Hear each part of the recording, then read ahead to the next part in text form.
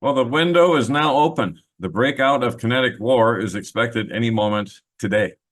Everyone, Johnny here, Don't Speak News. Well, we are at a crossroads, guys. This is the beginnings and the setup of the Battle of Armageddon, as I was instructed to share with you this morning when I was in prayer. So we're over here in Revelation 16, starting in verse 12. The sixth angel poured out his bowl on the great river Euphrates, and its water was dried up, to prepare the way for the kings from the east. And I saw coming out of the mouth of the dragon, out of the mouth of the beast, and out of the mouth of the false prophet, three unclean spirits like frogs. For they are demonic spirits, performing signs, who go abroad to the kings of the whole world, to assemble them for the battle on the great day of God the Almighty. And Jesus says, Behold, I'm coming like a thief. Blessed is the one who stays awake, keeping his garments on, that they may not go about naked and be seen exposed. And they assembled them at the place that in Hebrew is called Armageddon. And I want you to pay attention to verse 12, where it talks about the sixth angel pouring out the bowl on the great river Euphrates, and its water was dried up. That's happening right now, and it has been for a while, especially since 2021. But look, this was a year ago, and it's even worse now. So this is the end. And like this video says, Euphrates River completely drying up, signaling the second coming. Indeed it is, as I just read to you right here. Behold, I'm coming like a thief. And he is, very soon. And now we'll get back over here to what's going on with this war. Here it is. We're at the 0 hour, like this picture says. Much of the Middle East is 7 hours ahead of U.S. East Coast time. This story is being published around 10:35 Eastern, making it now 5:35 over in Iran and Israel. Of course, it's later than that now. Iran's funerals are now complete from the assassination of Ismail Haniyeh, and the Ayatollah Khomeini remarked today, the fun begins after the funeral. Interesting statement. So as you read this, the window is now open for kinetic hostilities between Iran and Israel to commence at any moment. 35 minutes ago at 10 a.m. U.S. Eastern Time, the island nation of Cyprus announced its immediate halt to all civilian air traffic. This is a deadly serious sign of imminent hostilities. One thing I want to pause on right here is that Cyprus is also concerned about an attack from Turkey.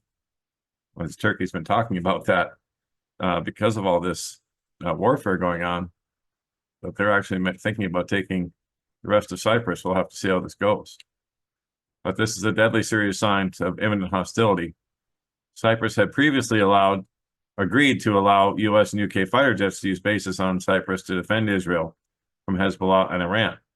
Hezbollah, upon hearing this previous announcement, warned Cyprus that if they allowed the U.S. and U.K. to use those bases for attacks on Hezbollah, then the island of Cyprus would become a target for Hezbollah, and possibly Turkey, like I said.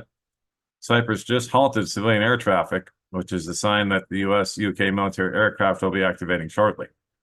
So despite the warning from Hezbollah, it looks like Cyprus is allowing foreign military to use their island anyway.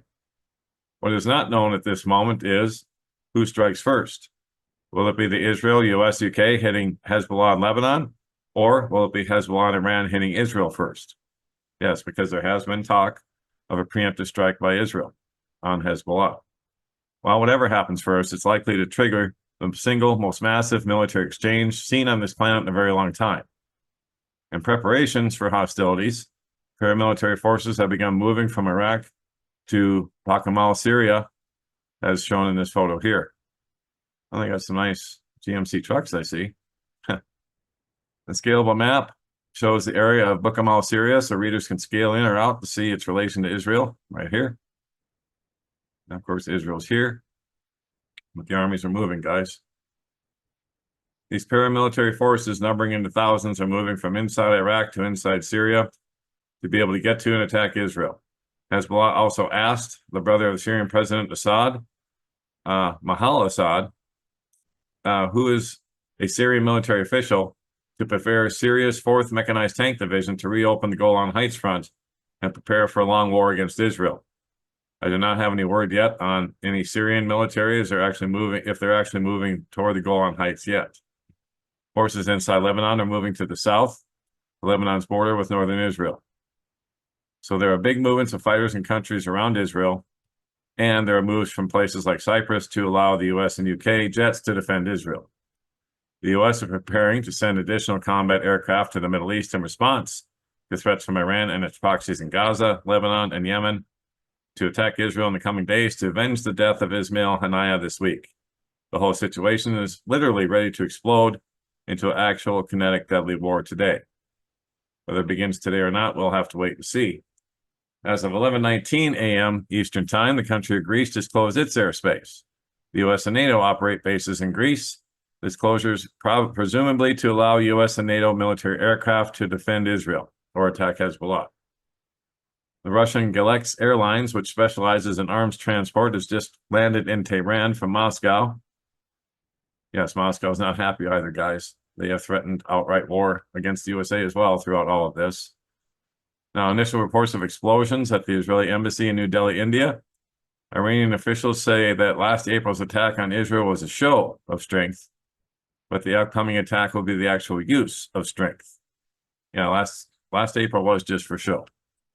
Everybody knew what was coming and where. Now, Iranian army commander says if the United States intervenes this time, we will target all its military bases and interests in the region.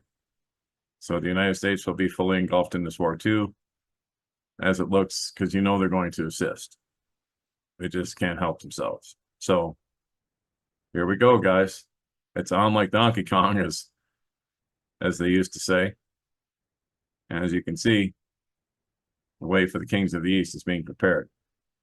I would suggest being prayed up and prepped up at all times, like we always do on this channel and on this website, don'tspeaknews.com. Now, the other war that's going on, besides the ones in the Middle East and Ukraine, is who is messing with your digital twin? Body, mind, and soul for sale, question mark. This is a TEDx presentation by Dirk Helbing, and it was quite informative.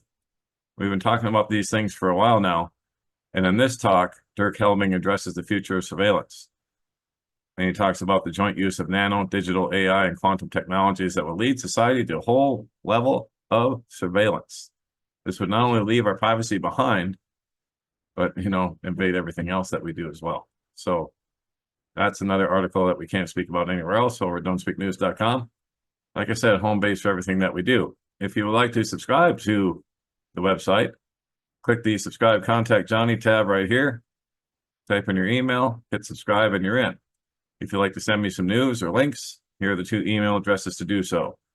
Don't Speak News at Proton Mail and jstorm2112@yahoo.com. And that will be it for now. Prayed up and prepped up at all times, guys, as we kick off today. God bless, take care. Johnny Storm, Don't Speak News.